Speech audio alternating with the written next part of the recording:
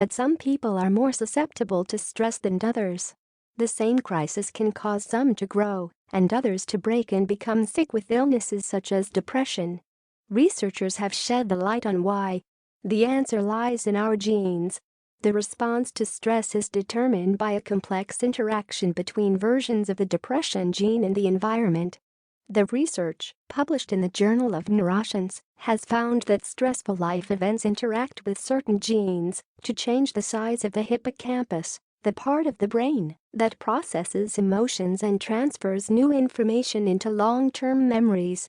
An effectively functioning hippocampus is critical for learning. What does stress do to the brain? The hippocampus is particularly sensitive to stress because of the damaging effects of cortisol, the stress hormone. When the body is subject to stress, cortisol attacks the neurons and the hippocampus shrinks in size. This is commonly seen in people with depression and is the reason for some of the physical symptoms. The effect of cortisol is to force attention onto the emotions being experienced while at the same time compromising the capacity to take in new information. The duration of stress can be almost as damaging as the degree of stress. What about positive stress? On the other hand, positive stress, such as that which is experienced in exciting social situations, can cause the hippocampus to increase in size. It's our genes that decide whether the same stressful event causes the hippocampus to shrink or enlarge, and therefore whether the stress is good or bad for our brain. The greater the number of risk genes somebody has, the more likely it is that stressful life events will shrink the hippocampus. If there are only a small number or none of the risk genes present, the same stressful event can have a positive effect on the anatomy of the brain. The research. What they did. Researchers collected information from healthy participants about any stressful life events they'd been through, such as deaths of loved ones, divorce, unemployment, financial losses, relocations, serious illnesses or accidents. Genetic analyses were also carried out, as well as scans of the subject's hippocampi. What they found. As explained by lead researcher Lucas Pizzawas, people with the 3 gene versions believed to encourage depression had a smaller hippocampus than those with fewer or none of these gene versions, even though they had the same number of stressful life events. On the other hand, people with 1 or none of the risk genes had an enlarged hippocampus when compared with people who had been through similar life events but had more of the risk genes. Other effects of stress on the brain. As well as changing the size of the hippocampus, stress has also been found to have the following effects on the brain. The fight-or-flight response becomes activated. When this happens, the part of the brain responsible for automatic reactive responses takes charge, sidelining a more thoughtful, considered response. Increased cortisol can result in diminished short-term memory function. The hippocampus also plays a role in immune system function, so when its efficiency is compromised, so too is the immune system.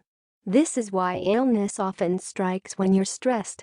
Nature-nurture is a topic that has fueled lively debate.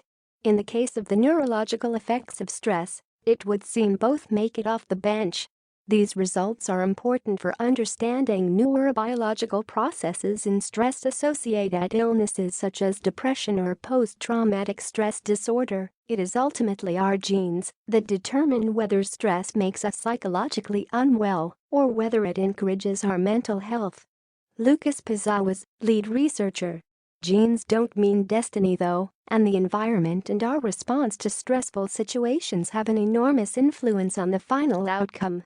Awareness of a susceptibility to fall quicker and harder to the ravages of stress makes it all the more important to take deliberate measures to keep stress levels under control as much as possible.